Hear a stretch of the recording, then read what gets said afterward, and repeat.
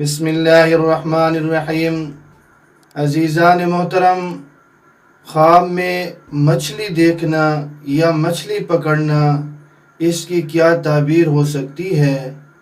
چند دوست احباب نے اس کی تعبیر پوچھی ہے، تو میں آپ کی خدمت میں اس کی چند تعبیریں پیش کر رہا ہوں۔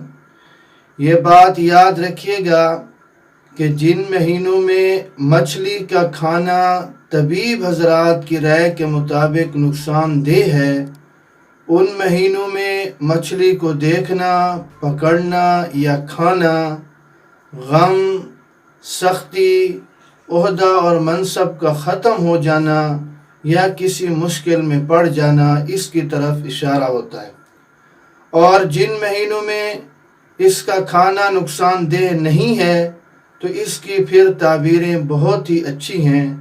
پھر یہ کبھی فرحت اور سرور کی طرف اشارہ ہوتا ہے، کبھی کسی خوشی ملنے کی طرف اشارہ ہوتا ہے، کبھی بغیر محنت اور مشقت سے حاصل ہونے والے مال کی طرف اشارہ ہوتا ہے، اور کبھی غم اور پریشانی سے چھٹکارا ملنے کی طرف اشارہ ہوتا ہے۔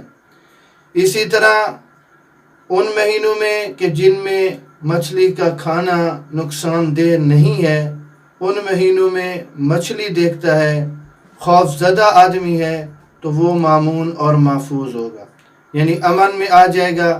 اور اسی طرح اگر وہ فقیر تھا تو اس کے مالدار ہونے کی طرف اشارہ ہے، اور مصیبت میں مبتلا شخص نے، تکلیف میں مبتلا شخص نے دیکھا تو مصیبت اور تکلیف سے چھٹکارے کی طرف اشارہ ہو سکتا ہے۔